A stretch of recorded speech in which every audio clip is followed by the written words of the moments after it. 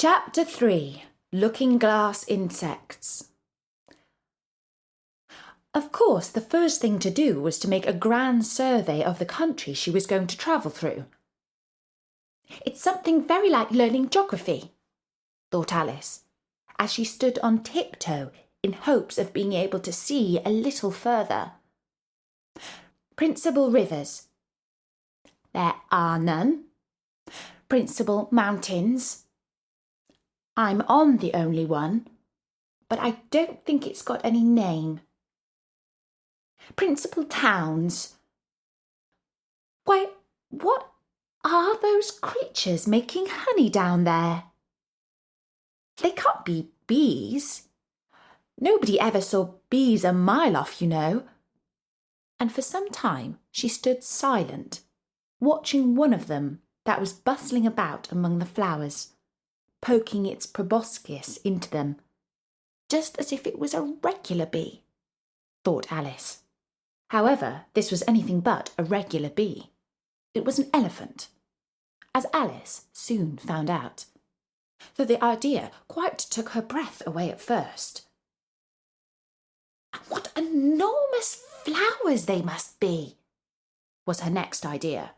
Something like cottages with the roofs taken off and stalks put to them. And what quantities of honey they must make. I think I'll go down. No, I won't just yet, she went on, checking herself just as she was beginning to run down the hill and trying to find some excuse for turning shy so suddenly. It'll never do to go down among them without a good long branch to brush them away. And what fun it will be when they ask me how I like my walk. I shall say, "Oh, I like it well enough." Here came the favourite little toss of the head. Only it was so dusty and hot, and the elephants did tease so.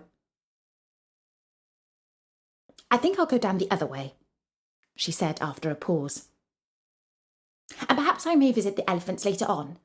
Besides, I do so want to get to the third square. So with this excuse, she ran down the hill and jumped over the first of the 6 little brooks. "Tickets, please," said the guard, putting his head in at the window. In a moment, everybody was holding out a ticket. They were about the same size as the people and quite seemed to fill the carriage. "Now then, show your ticket, child," the guard went on, looking angrily at Alice. And a great many voices all said together, like the chorus of a song, thought Alice. "Don't keep him waiting, child. Why, his time is worth £1,000 a minute." "I'm afraid I haven't got one," Alice said in a frightened tone. "There wasn't a ticket office where I came from." And again the chorus of voices went on. "There wasn't room for one where she came from. The land there is worth £1,000 an inch." "Don't make excuses," said the guard. "You should have brought one from the engine driver." And once more the chorus of voices went on with, "The man that drives the engine, why, the smoke alone is worth £1,000 a puff." Alice thought to herself, "Then there's no use in speaking." The voices didn't join in this time, as she hadn't spoken. But to her great surprise, they all thought in chorus. I hope you understand what thinking in chorus means, for I must confess that I don't. "Better say nothing at all. Language is worth £1,000 a word." "I shall dream about £1,000 tonight. I know I shall," thought Alice. All this time the guard was looking at her, first through a telescope, then through a microscope, and then through an opera glass. At last he said, "You're travelling the wrong way," and shut up the window and went away. "So young a child," said the gentleman sitting opposite her. He was dressed in white paper. "Ought to know which way she's going, even if she doesn't know her own name." A goat that was sitting next to the gentleman in white shut his eyes and said in a loud voice, "She ought to know her way to the ticket office, even if she doesn't know her alphabet." There was a beetle sitting next to the goat. It was a very queer carriage full of passengers altogether. And as the rule seemed to be that they should all speak in turn, he went on with, "She'll have to go back from here as luggage." Alice couldn't see who was sitting beyond the beetle, but a hoarse voice spoke next. "Change engines," it said, and was obliged to leave off. "It sounds like a horse," Alice thought to herself. And an extremely small voice close to her ear said, "You might make a joke on that. Something about horse and horse, you know." Then a very gentle voice in the distance said, "She must be labelled Lass with Care, you know." And after that, the voices went on. "What a number of people there are in the carriage," thought Alice, saying, "She must go by post, as she's got her head on her. She must be sent as a message by the telegraph. She must draw the train herself the rest of the way." And so on. But the gentleman dressed in white paper leaned forwards and whispered in her ear, "Never mind what they all say, my dear, but take a return ticket every time the train stops." "Indeed I shan't," Alice said rather impatiently. "I don't belong to this railway journey at all. I was in a wood just now, and I wish I could get back there." "You might make a joke on that," said the little voice close to her ear. "Something about, you would if you could, you know."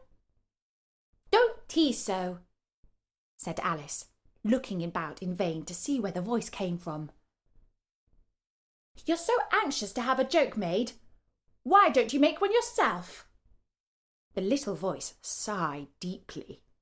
It was very unhappy, evidently, and Alice would have said something pitying to comfort it. "If it would only sigh like other people," she thought. But this was such a wonderfully small sigh that she wouldn't have heard it at all if it hadn't have come quite close to her ear. The consequence of this was that it tickled her ear very much, and quite took her thoughts off from the unhappiness of the poor little creature. "I know you're a friend," the little voice went on. "A dear friend, and an old friend, and you won't hurt me even though I am an insect." "What kind of insect?" Alice inquired, a little anxiously. What she really wanted to know was whether it could sting or not, but she thought this would be quite a civil question to ask. "What then you don't—" the little voice began, when it was drowned by a shrill scream from the engine, and everybody jumped up in alarm, Alice among the rest. The horse, who had put his head out of the window, quietly drew it in and said, "It's only a block we have to jump over." Everybody seemed satisfied with this, though Alice felt a little nervous at the idea of trains jumping at all. "However, it'll take us to the 4th square. That's some comfort," she said to herself. In another moment, she felt the carriage rise straight up into the air, and in her fright she caught at the nearest thing to her hand, which happened to be the goat's beard. But the beard seemed to melt away as she touched it, and she found herself sitting quietly under a tree, while the gnat, for that was the insect she had been talking to, was balancing itself on a twig just over her head and fanning her with its wings. It certainly was a very large gnat. About the size of a chicken, thought Alice. Still, she couldn't feel nervous with it after they had been talking together for so long. "Then you don't like all insects?" the gnat went on, as quietly as if nothing had happened. "I like them when they can talk," Alice said. "None of them ever talk where I come from." "What sort of insects do you rejoice in where you come from?" the gnat inquired. "I don't rejoice in insects at all," Alice exclaimed, "because I'm rather afraid of them, at least the large kinds. But I can tell you the names of some of them." "Of course they answer to their names," the gnat remarked carelessly. "I never knew them do it." "What's the use of their having names," the gnat said, "if they won't answer to them?" "No use to them," said Alice, "but it's useful to the people who name them, I suppose. If not, why do things have names at all?" "I can't say," the gnat replied.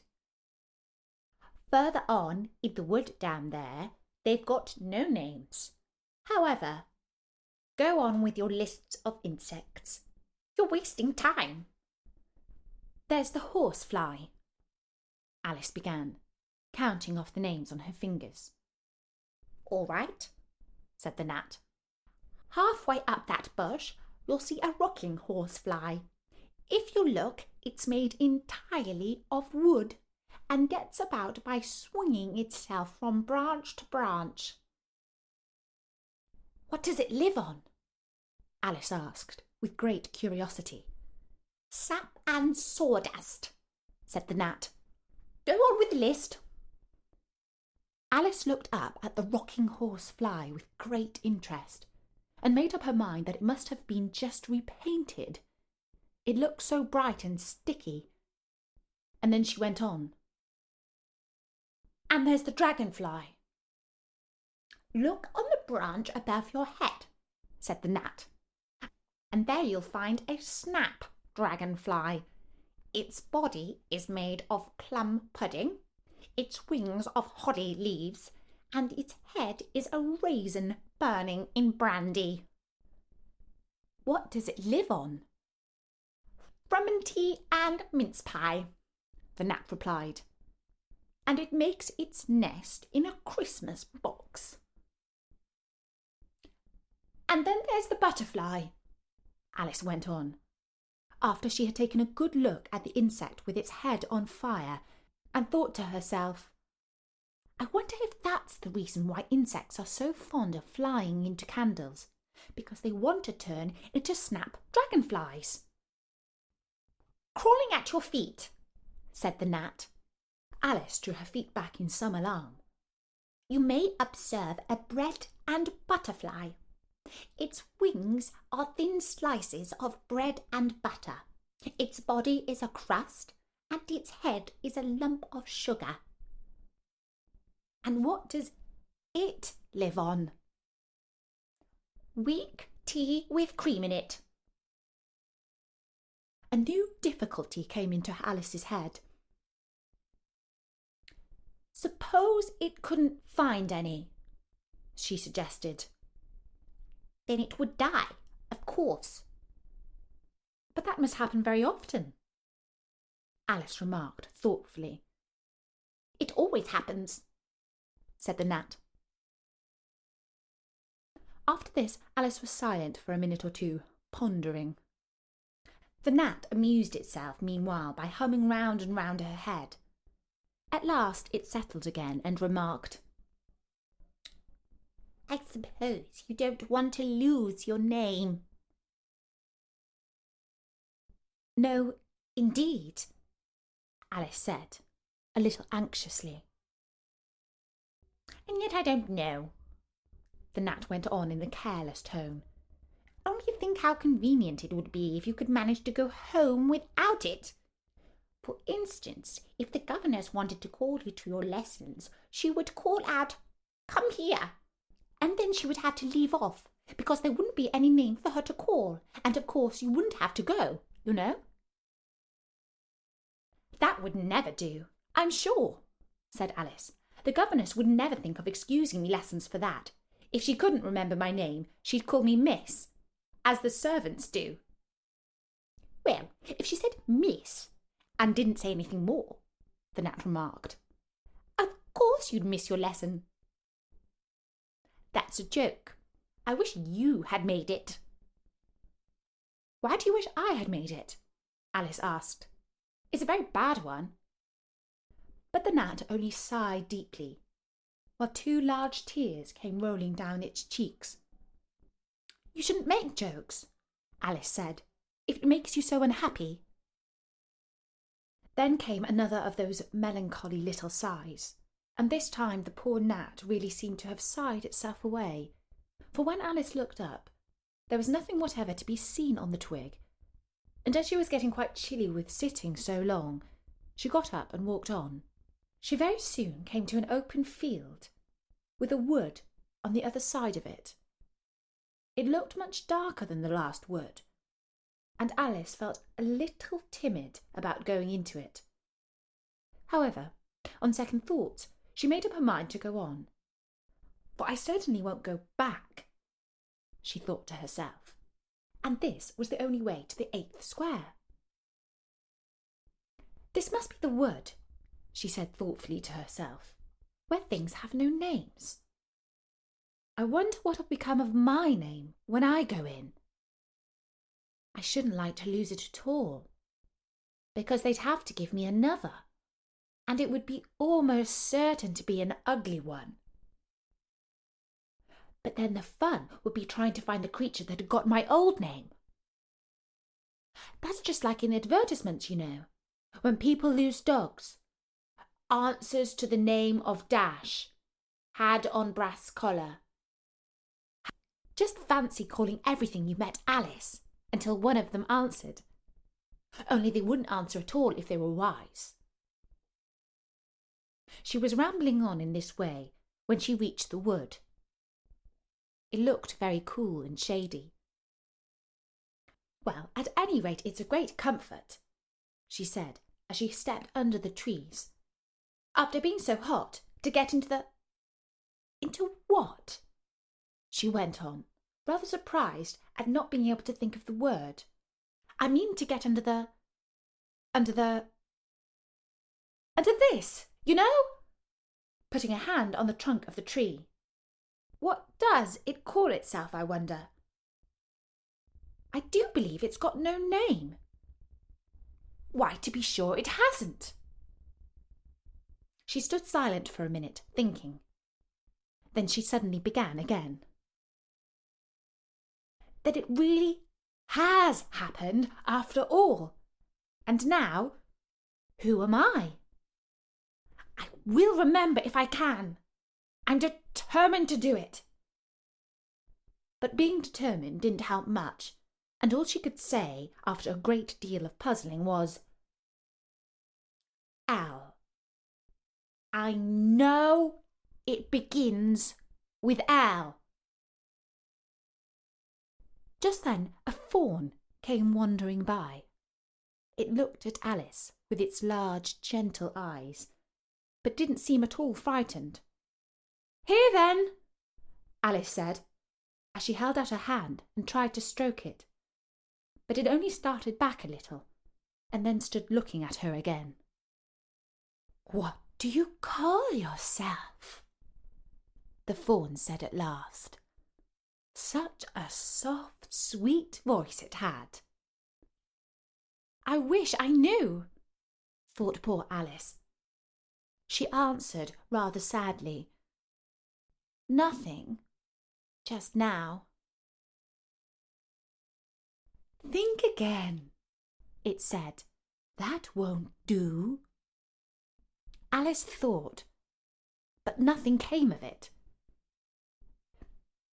"Please, would you tell me what you call yourself?" she said timidly. "I'll tell you if you move a little further on," the fawn said. "I can't remember here." So they walked on together through the wood, Alice with her arms clasped lovingly around the soft neck of the fawn, till they came out into another open field, and here the fawn gave a sudden bound into the air and shook itself free from Alice's arms. "I'm a fawn!" it cried out in a voice of delight. "And dear me, you're a human child!" A sudden look of alarm came into its beautiful brown eyes, and in another moment it had darted away at full speed. Alice stood looking at it, almost ready to cry with vexation at having lost her dear little fellow-traveller so suddenly. "However, I know my name now," she said. "That's some comfort.